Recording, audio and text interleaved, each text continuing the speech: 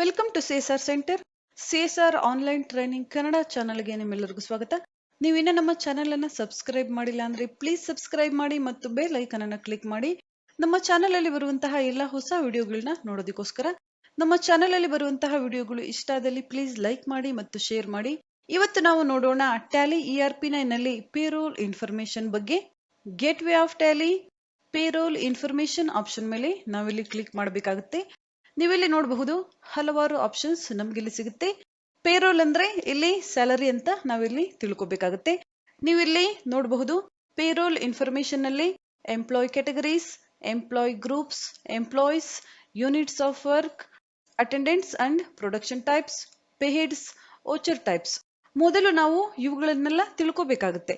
Employee category ಅಂದ್ರೆ ಏನು, ಎಷ್ಟು ಟೈಪ್ಸ್ ಆಫ್ ಕ್ಯಾಟಗರೀಸ್ ಇಲ್ಲಿ ಬರುತ್ತೆ, ಎಂಪ್ಲಾಯ್ ಗ್ರೂಪ್ಸ್ ಅಂದ್ರೆ ಏನು, ಯಾವ ಯಾವ ಗ್ರೂಪ್ಸ್ ಬರುತ್ತೆ, ಎಂಪ್ಲಾಯೀಸ್ ಕ್ರಿಯೇಷನ್ ಯಾವ ರೀತಿಯಾಗಿ ಮಾಡಬೇಕು, ಯೂನಿಟ್ಸ್ ಆಫ್ ವರ್ಕ್ ಅಂದ್ರೆ ಏನು, ಅಟೆಂಡೆನ್ಸ್ ಮತ್ತು ಪ್ರೊಡಕ್ಷನ್ ಟೈಪ್ ಅಂದ್ರೆ ಏನು, ಪೇ ಹೆಡ್ಸ್ ಅಂದ್ರೆ ಏನು, ಪೇ ಹೆಡ್ಸ್ ಅಲ್ಲಿ ಎಷ್ಟು ಟೈಪ್ಸ್ ಆಫ್ ಪೇ ಹೆಡ್ಸ್ ಬರುತ್ತೆ.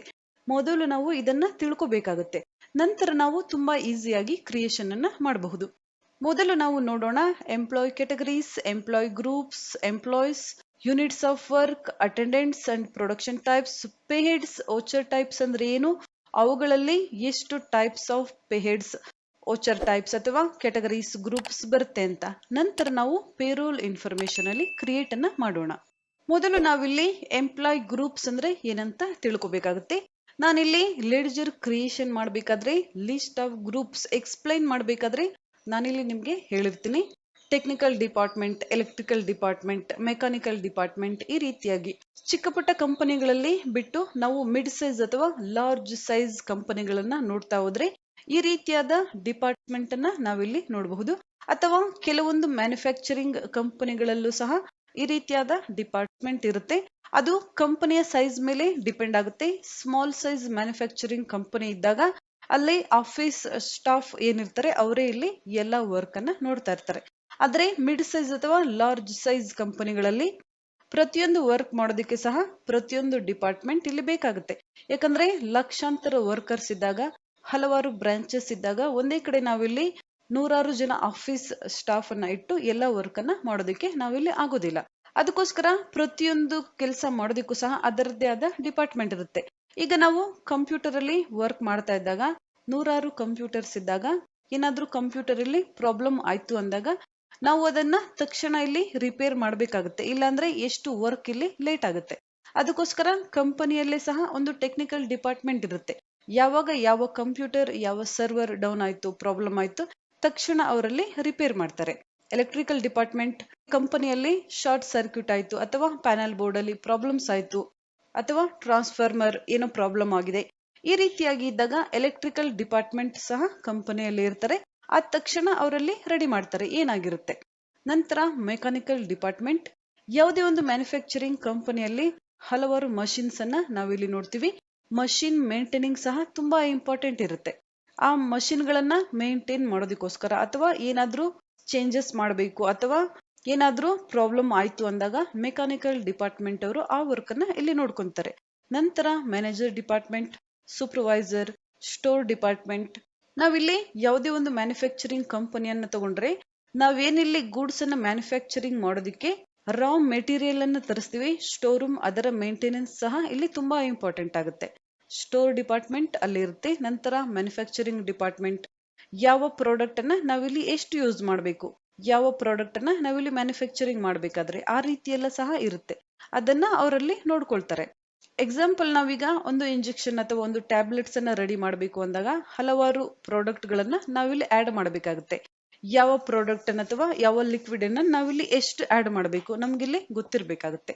ಆ ವರ್ಕ್ ಅನ್ನ ಇಲ್ಲಿ ಮ್ಯಾನುಫ್ಯಾಕ್ಚರಿಂಗ್ ಡಿಪಾರ್ಟ್ಮೆಂಟ್ ಅವರು ಮಾಡ್ತಾರೆ.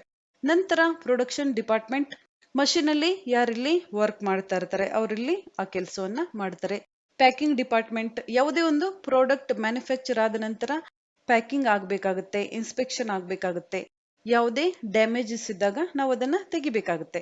ನಂತರ ಮಾರ್ಕೆಟಿಂಗ್ ಡಿಪಾರ್ಟ್ಮೆಂಟ್, ನಾವು ಯಾವುದೇ ಒಂದು ಪ್ರಾಡಕ್ಟ್ ಅನ್ನ ಮ್ಯಾನುಫ್ಯಾಕ್ಚರಿಂಗ್ ಮಾಡಿದ್ದೀವಿ ಅಂದಾಗ ಅದನ್ನ ಸೇಲ್ ಮಾಡೋದು ಸಹ ಇಲ್ಲಿ ತುಂಬಾ ಇಂಪಾರ್ಟೆಂಟ್ ಆಗುತ್ತೆ. ನಾವಿಲ್ಲಿ ಪ್ರಾಡಕ್ಟ್ ಅನ್ನ ಮ್ಯಾನುಫ್ಯಾಕ್ಚರ್ ಮಾಡಿದ್ದೀವಿ ಆದ್ರೆ ಸೇಲ್ ಆಗ್ತಾ ಇಲ್ಲ ಅಂದಾಗ ಕಂಪನಿಗೆ ಇಲ್ಲಿ ಲಾಸ್ ಆಗುತ್ತೆ. ಸೊ ಮಾರ್ಕೆಟಿಂಗ್ ಡಿಪಾರ್ಟ್ಮೆಂಟ್ ಸಹ ಇಲ್ಲಿ ತುಂಬಾ ಇಂಪಾರ್ಟೆಂಟ್ ಆಗುತ್ತೆ. ನಂತರ ಸೇಲ್ಸ್ ಡಿಪಾರ್ಟ್ಮೆಂಟ್, ಯಾರಿಗೆ ಎಷ್ಟು ಪ್ರಾಡಕ್ಟ್ ಅನ್ನ ಸೇಲ್ ಮಾಡಬೇಕು, ಯಾರಿಗೆ ಎಷ್ಟು ಪ್ರಾಡಕ್ಟ್ ಅನ್ನ ಡಿಸ್ಪ್ಯಾಚ್ ಮಾಡಬೇಕು, ಈ ರೀತಿಯಾದ ವರ್ಕ್ ಅನ್ನ ಸೇಲ್ಸ್ ಡಿಪಾರ್ಟ್ಮೆಂಟ್ ಅವರು ಮಾಡ್ತಾರೆ. ನಂತರ ಆಫೀಸ್ ಡಿಪಾರ್ಟ್ಮೆಂಟ್, ಟ್ರಾನ್ಸ್ಪೋರ್ಟ್, ಯಾವ ಕಂಪನಿಯಿಂದ ಯಾವ ಕಂಪನಿಗೆ ಪ್ರಾಡಕ್ಟ್ ಅನ್ನ ಕಳಿಸಬೇಕಾಗಿದೆ, ಯಾವ ಕಂಪನಿಯಿಂದ ಪ್ರಾಡಕ್ಟ್ ಇಲ್ಲಿ ನಮ್ಮ ಕಂಪನಿಗೆ ಬರ್ತಾ ಇದೆ, ಈ ರೀತಿಯಾದ ವರ್ಕ್ ಅನ್ನ ಅವರಲ್ಲಿ ನೋಡ್ತಾರೆ. ನಂತರ ಸೆಕ್ಯೂರಿಟಿ ಡಿಪಾರ್ಟ್ಮೆಂಟ್, ಸೆಕ್ಯೂರಿಟಿ ಸಹ ಇಲ್ಲಿ ತುಂಬಾ ಇಂಪಾರ್ಟೆಂಟ್ ಆಗುತ್ತೆ. 24 ಅವರ್ಸ್ ಇಲ್ಲಿ ಸೆಕ್ಯೂರಿಟಿ ಬೇಕಾಗುತ್ತೆ. ನಂತರ ಹೌಸ್ ಕೀಪಿಂಗ್ ಡಿಪಾರ್ಟ್ಮೆಂಟ್, ಇದು ಸಹ ತುಂಬಾ ಇಂಪಾರ್ಟೆಂಟ್ ಆಗುತ್ತೆ. ಈ ರೀತಿಯಾಗಿ ಕಂಪನಿಗಳಲ್ಲಿ ಹಲವಾರು ಡಿಪಾರ್ಟ್ಮೆಂಟ್ಗಳು ಇರುತ್ತೆ. ಇದನ್ನ ನಾವಿಲ್ಲಿ ಎಂಪ್ಲಾಯ್ ಗ್ರೂಪ್ಸ್ ಅಂತೇಳಿ ಕರಿತೀವಿ. ಕಂಪನಿಗಳ ಮೇಲೆ ಡಿಪೆಂಡ್ ಆಗುತ್ತೆ ಯಾವ ಕಂಪನಿಯಲ್ಲಿ ಯಾವ ರೀತಿಯಾದ ಡಿಪಾರ್ಟ್ಮೆಂಟ್ಸ್ ಅನ್ನ ನಾವಿಲ್ಲಿ ನೋಡ್ತೀವಿ ಅನ್ನೋದು. ನೆಕ್ಸ್ಟ್ ನಾವಿಲ್ಲಿ ಎಂಪ್ಲಾಯ್ ಕೆಟಗರಿಯನ್ನು ನೋಡ್ಬೇಕಾಗುತ್ತೆ. ಎಂಪ್ಲಾಯ್ ಕೆಟಗರಿ ಎಂದಾಗ ಕೆಲವು ಕಂಪನಿಗಳಲ್ಲಿ ನಿಮ್ಗೆ ಇಲ್ಲಿ ಗೊತ್ತಿರಬಹುದು, ಪರ್ಮನೆಂಟ್ ವರ್ಕರ್ ಅಂತೇಳಿ ಇರ್ತಾರೆ ಕಂಪನಿಯ ವರ್ಕರ್ಸ್. ನಂತರ ಕಾಂಟ್ರಾಕ್ಟ್ ಬೇಸಿಸ್ ಮೇಲೆ ಕೆಲವು ವರ್ಕರ್ಸ್ ಅನ್ನ ಇಲ್ಲಿ ತಗೊಳ್ತಾರೆ. ಈ ರೀತಿಯಾಗಿ ಇವುಗಳಿಗೆ ನಾವಿಲ್ಲಿ ಎಂಪ್ಲಾಯ್ ಕೆಟಗರಿ ಅಂತೇಳಿ ಕರಿತೀವಿ. ಎಂಪ್ಲಾಯ್ ಕೆಟಗರಿಯಲ್ಲಿ ನಾವಿಲ್ಲಿ ಮೇನ್ ಆಗಿ ನೋಡೋದಾದ್ರೆ full time worker, part time worker, casual, fixed term workers, shift workers, daily hire and weekly hire workers, probation workers, out workers, ಈ ರೀತಿಯಾಗಿ ಹಲವಾರು ಕೆಟಗರಿಗಳನ್ನ ನಾವಿಲ್ಲಿ ನೋಡಬಹುದು. ಇಲ್ಲಿ ನಾವು full time worker, part time worker ಅಂದಾಗ ಕಂಪನಿಯ ಪರ್ಮನೆಂಟ್ ವರ್ಕರ್ಸ್ ಇರ್ತಾರೆ, ಅವರು ಫುಲ್ ಟೈಮ್ ವರ್ಕರ್ಸ್ ಅಂತೇಳಿ ಕರಿಬಹುದು ನಾವು. ಪಾರ್ಟ್ ಟೈಮ್ ವರ್ಕರ್ ಅಂದಾಗ ಕೆಲವು ಕಂಪನಿಗಳಲ್ಲಿ ಯಾವುದೇ ಒಂದು ಪರ್ಟಿಕ್ಯುಲರ್ ವರ್ಕ್ ಅನ್ನ ಮಾಡೋದಿಕ್ಕೆ, ಎಕ್ಸಾಂಪಲ್ ನಾವಿಲ್ಲಿ ಆಫೀಸ್ ಸ್ಟಾಫ್ ಅಂತೇಳಿ ತಗೊಂಡಾಗ ಅಕೌಂಟ್ಸ್ ಅನ್ನ ಮ್ಯಾನೇಜ್ ಮಾಡೋದಿರಬಹುದು, ಅಥವಾ ಕಂಪನಿಯ CA ಇರಬಹುದು, ವೀಕ್ಲಿ ಒನ್ಸ್ ಅವರಲ್ಲಿ ಬಂದು ವರ್ಕ್ ಅನ್ನ ಮಾಡ್ತಾ ಇದ್ರೆ ಆ ರೀತಿಯಾದವರಿಗೆ ನಾವಿಲ್ಲಿ ಪಾರ್ಟ್ ಟೈಮ್ ವರ್ಕರ್ಸ್ ಅಂತೇಳಿ ಕರಿಬಹುದು. ಕ್ಯಾಶುವಲ್ ವರ್ಕರ್ ಅಥವಾ ಫಿಕ್ಸ್ಡ್ ಟರ್ಮ್ ವರ್ಕರ್ ಅಂದಾಗ ನೀವಿಲ್ಲಿ ನೋಡಬಹುದು ಕಾಂಟ್ರಾಕ್ಟ್ ಬೇಸಿಸ್ 3 ಮಂತ್ಸ್ 6 ಮಂತ್ಸ್ಗೋಸ್ಕರ ನಾವಿಲ್ಲಿ ವರ್ಕರ್ಸ್ ಅನ್ನ ತಗೊಳ್ತೀವಿ. ಆ ರೀತಿಯಾಗಿ ಶಿಫ್ಟ್ ವರ್ಕರ್ಸ್ ಅಂದಾಗ first shift worker, second shift, ಈ ರೀತಿಯಾಗಿ. ನಂತರ ಡೈಲಿ ಹೈಯರ್ ಅಥವಾ ವೀಕ್ಲಿ ಹೈಯರ್, ಕಂಪನಿಯಲ್ಲಿ ಯಾವುದೋ ವರ್ಕ್ ನಡೀತಾ ಇದೆ ಅಥವಾ ಯಾವುದೋ ಇಂಪಾರ್ಟೆಂಟ್ ಜಾಬ್ ಇಲ್ಲಿ ಇದೆ, ವರ್ಕರ್ಸ್ ಬೇಕಾಗಿದೆ ಎಂದಾಗ 1 ವೀಕ್ ಅಲ್ಲಿ ಅಥವಾ 1 ಡೇಗೋಸ್ಕರ ನಾವಿಲ್ಲಿ ಕೆಲವು ವರ್ಕರ್ಸ್ ಅನ್ನ ತಗೋಬಹುದು. ಅಥವಾ ಯಾವುದೋ ಮಷಿನರೀಸ್ ಅಲ್ಲಿ ಏನೋ ಪ್ರಾಬ್ಲಮ್ ಆಗಿದೆ, ಅಥವಾ ಕಂಪನಿಯ ಪೇಂಟಿಂಗ್ ಇರಬಹುದು, ಅಥವಾ ಬೇರೆ ಯಾವುದೇ ವರ್ಕ್ ಮಾಡೋದಕ್ಕೆ ನಾವಿಲ್ಲಿ ಔಟ್ಸೈಡ್ ಇಂದ ವರ್ಕರ್ಸ್ ಅನ್ನ ಕರೆಸಿ ನಾವಿಲ್ಲಿ ಕೆಲಸವನ್ನ ಮಾಡಿಸ್ತೀವಿ. ಈ ರೀತಿಯಾಗಿ ಹಲವಾರು ಕೆಟಗರೀಸ್ ಬರುತ್ತೆ.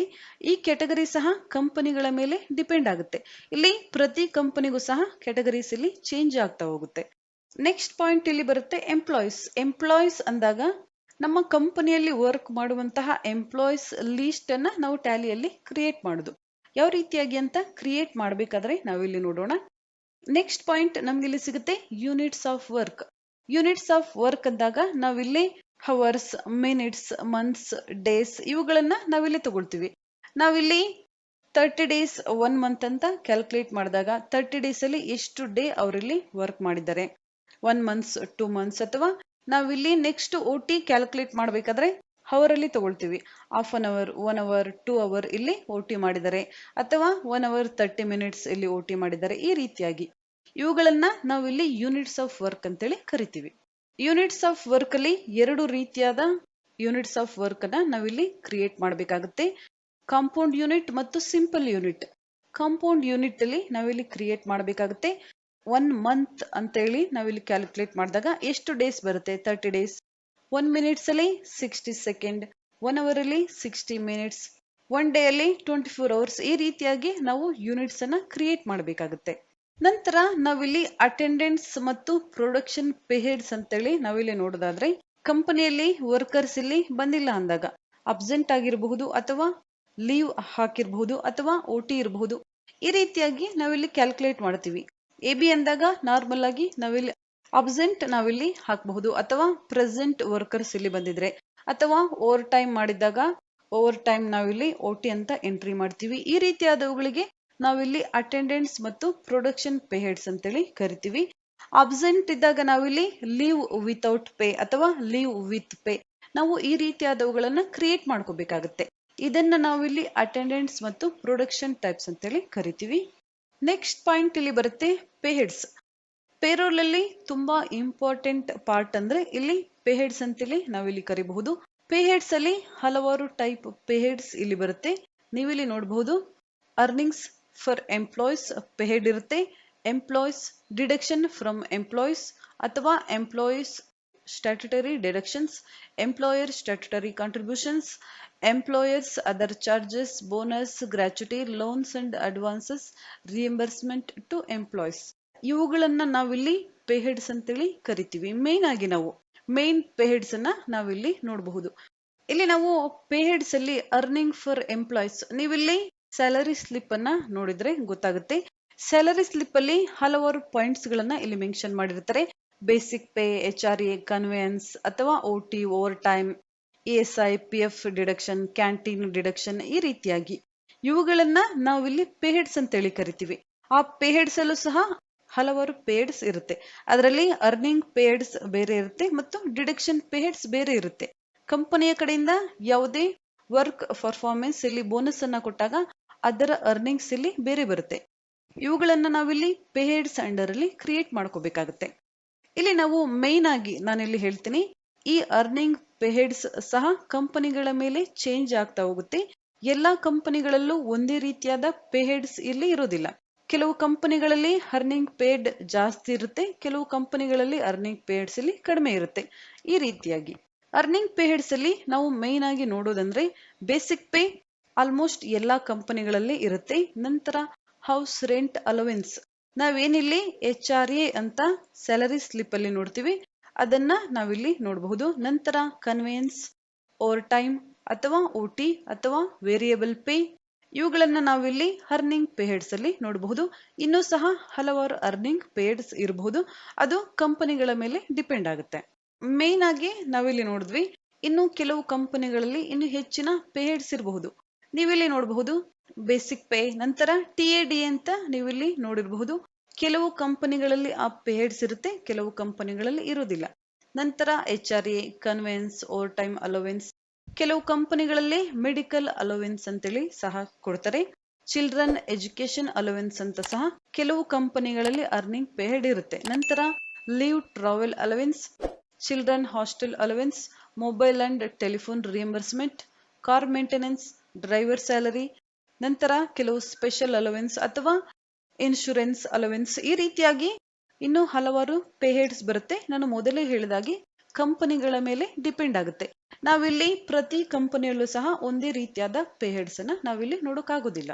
ನಂತರ ಎಂಪ್ಲಾಯ್ ಡಿಡಕ್ಷನ್, ನಾವಿಲ್ಲಿ ಅರ್ನಿಂಗ್ಸ್ ಅನ್ನ ನೋಡಿದ್ವಿ, ನಂತರ ಡಿಡಕ್ಷನ್ ಸಹ ನಾವಿಲ್ಲಿ ನೋಡ್ಬೇಕಾಗುತ್ತೆ. ESI ಮತ್ತು PF ನಮ್ಮ ಸ್ಯಾಲರಿಯಿಂದ ಕಟ್ ಮಾಡ್ತಾರೆ, ನಿಮ್ಗೆ ಗೊತ್ತಿರಬಹುದು. ನಾರ್ಮಲ್ ಆಗಿ ಎಲ್ಲಾ ಕಂಪನಿಗಳಲ್ಲಿ ESI ಮತ್ತು PF ಅನ್ನ ಕಟ್ ಮಾಡ್ತಾರೆ. ನಂತರ ನಮ್ಮ ಸ್ಯಾಲರಿ ಇಲ್ಲಿ 15,000 ಗಿಂತ ಹೆಚ್ಚಾಗಿದೆ ಅಂದಾಗ ನಾವಿಲ್ಲಿ ಟ್ಯಾಕ್ಸ್ ಸಹ ಪೇ ಮಾಡಬೇಕಾಗುತ್ತೆ. ಆಗ ಸಹ ಅದು ನಮ್ಮ ಸ್ಯಾಲರಿಯಿಂದ ಡಿಡಕ್ಷನ್ ಆಗುತ್ತೆ. ಇನ್ನು ಹಲವಾರು ಕಂಪನಿಗಳಲ್ಲಿ ಕ್ಯಾಂಟೀನ್ ಡಿಡಕ್ಷನ್ ಸಹ ಇರುತ್ತೆ, ಅಥವಾ ನಾವಿಲ್ಲಿ ಯಾವುದೇ ಲೋನ್ಸ್ ಅನ್ನ ತಗೊಂಡಿದ್ದಾಗ ಲೋನ್ ಡಿಡಕ್ಷನ್ ಸಹ ಇರುತ್ತೆ. ಈ ರೀತಿಯಾಗಿ ಹಲವಾರು ಡಿಡಕ್ಷನ್ಸ್ ಸಹ ಪೇ ಹೆಡ್ಸ್ ಅಲ್ಲಿ ಬರುತ್ತೆ. ನೆಕ್ಸ್ಟ್ ಪಾಯಿಂಟ್ ಇಲ್ಲಿ ಬರುತ್ತೆ contribution pay heads for employers. ಇಲ್ಲಿ ನಾವು ನಮ್ಮ ಸ್ಯಾಲರಿಯಿಂದ ಸಹ ಇಲ್ಲಿ ಕಟ್ ಆಗುತ್ತೆ. ಎಂಪ್ಲಾಯರ್ ಸಹ ನಮಗೆ ಇಲ್ಲಿ ಕಾಂಟ್ರಿಬ್ಯೂಷನ್ ಅನ್ನ ಕೊಡ್ತಾರೆ. ಅಂದ್ರೆ ನಮ್ಮ ಎಂಪ್ಲಾಯರ್, ನಾವು ಯಾವ ಕಂಪನಿಯಲ್ಲಿ ವರ್ಕ್ ಮಾಡ್ತೀವಿ ಅವರು ಸಹ ನಮ್ಗಿಲ್ಲಿ ಕಾಂಟ್ರಿಬ್ಯೂಷನ್ ಕೊಡ್ತಾರೆ. ಅದನ್ನ ನಾವಿಲ್ಲಿ ಕ್ರಿಯೇಟ್ ಮಾಡ್ಕೋಬೇಕಾಗತ್ತೆ. ಎಂಪ್ಲಾಯರ್ EPS, ನಂತರ ಎಂಪ್ಲಾಯರ್ EPF ಅಂತೇಳಿ. ಈಗ ನಾವು PF ಅನ್ನ ತಗೊಂಡಾಗ ನಮ್ಮ ಸ್ಯಾಲರಿಯಲ್ಲಿ ಎಷ್ಟು ಕಟ್ ಆಗುತ್ತೆ? 12% ನಮ್ಮ ಸ್ಯಾಲರಿಯಿಂದ ಕಟ್ ಆಗುತ್ತೆ. ನಂತರ ನಮ್ಮ ಸ್ಯಾಲರಿಯಲ್ಲಿ ಎಷ್ಟು ಕಟ್ ಆಗುತ್ತೆ? ಎಂಪ್ಲಾಯರ್ ಇಲ್ಲಿ ನಮ್ಮ PF ಅಕೌಂಟ್ಗೆ ಎಷ್ಟು ಅಮೌಂಟ್ ಅನ್ನ ಹಾಕ್ತಾರೆ, ಅದನ್ನ ನಾವಿಲ್ಲಿ ಎಂಪ್ಲಾಯರ್ ಕಾಂಟ್ರಿಬ್ಯೂಷನ್ ಪೇ ಹೆಡ್ ಅಂತೇಳಿ ಕರಿತೀವಿ. Employer contribution pay head. ಇಲ್ಲಿ ನಾವು ESI 4% ಇರುತ್ತೆ, 1.75 ನಮ್ಮ ಸ್ಯಾಲರಿಯಿಂದ ಕಟ್ ಆಗುತ್ತೆ. ಉಳಿದ ESI ಅನ್ನ ಎಂಪ್ಲಾಯರ್ ಇಲ್ಲಿ ಪೇ ಮಾಡ್ತಾರೆ. ನಂತರ ಎಂಪ್ಲಾಯರ್ ಅದರ್ ಚಾರ್ಜಸ್, ನಮ್ಮ ಸ್ಯಾಲರಿಯಿಂದ ಇನ್ನ ಹೆಚ್ಚಿಗೆ ಇಲ್ಲಿ ಕಟ್ ಆಗ್ತಾ ಇದೆ ಅಂದಾಗ PF ಅಡ್ಮಿನ್ ಚಾರ್ಜಸ್ ಅಂತೇಳಿ ಕಟ್ ಮಾಡ್ಕೊಳ್ತಾರೆ. ನಂತರ EDLI ಕಾಂಟ್ರಿಬ್ಯೂಷನ್ ಅಥವಾ EDLI ಅಡ್ಮಿನ್ ಚಾರ್ಜಸ್. ನಂತರ ಕೆಲವು ಕಂಪನಿಗಳಲ್ಲಿ ಬೋನಸ್ ಅಂತ ಸಹ ಕೊಡ್ತಾರೆ. ಕೆಲವು ಕಂಪನಿಗಳಲ್ಲಿ ಪ್ರತಿ ಮಂತ್ಗೂ ಸಹ ಬೋನಸ್ ಇರುತ್ತೆ.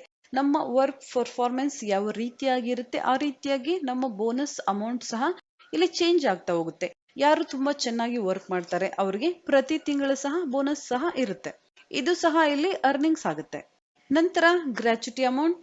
ನೆಕ್ಸ್ಟ್ ಪಾಯಿಂಟ್ ಇಲ್ಲಿ ಲೋನ್ಸ್ ಅಂಡ್ ಅಡ್ವಾನ್ಸಸ್. ನಾನು ಡಿಡಕ್ಷನ್ ಅಲ್ಲಿ ಹೇಳಿದೆ, ಕಂಪನಿಯಿಂದ ನಾವು ಇಲ್ಲಿ ಲೋನ್ ತಗೊಂಡಿದ್ದಾಗ ಅದನ್ನು ಸಹ ನಮ್ಮ ಸ್ಯಾಲರಿಯಿಂದ ಕಟ್ ಮಾಡಲಾಗುತ್ತೆ. ನಂತರ ರಿಯಂಬರ್ಸ್ಮೆಂಟ್ಸ್ ಟು ಎಂಪ್ಲಾಯೀಸ್. ಈ ರೀತಿಯಾಗಿ ಪೇ ಹೆಡ್ಸ್ ಅಂದಾಗ ನಮ್ಮ ಸ್ಯಾಲರಿಯಲ್ಲಿ ಹಲವಾರು ಅರ್ನಿಂಗ್ಸ್ ಇರುತ್ತೆ, ಹಲವಾರು ಡಿಡಕ್ಷನ್ಸ್ ಇರುತ್ತೆ, ಎಂಪ್ಲಾಯರ್ ಕಾಂಟ್ರಿಬ್ಯೂಷನ್ಸ್ ಸಹ ಇರುತ್ತೆ, ಬೋನಸ್ ಇರಬಹುದು, ಗ್ರಾಚ್ಯುಟಿ ಇರಬಹುದು, ಅಥವಾ ಲೋನ್ ಅಂಡ್ ಅಡ್ವಾನ್ಸಸ್ ಇರಬಹುದು. ಇವುಗಳನ್ನ ನಾವಿಲ್ಲಿ ಪೇ ಹೆಡ್ಸ್ ಅಂತೇಳಿ ಕರಿತೀವಿ. ಇವುಗಳನ್ನ ನಾವೀಗ ಟ್ಯಾಲಿಯಲ್ಲಿ ಕ್ರಿಯೇಟ್ ಮಾಡಬೇಕಾಗಿದೆ. ಯಾವ ರೀತಿಯಾಗಿ ಅಂತ ನೋಡೋಣ ನೆಕ್ಸ್ಟ್ ಕ್ಲಾಸಲ್ಲಿ.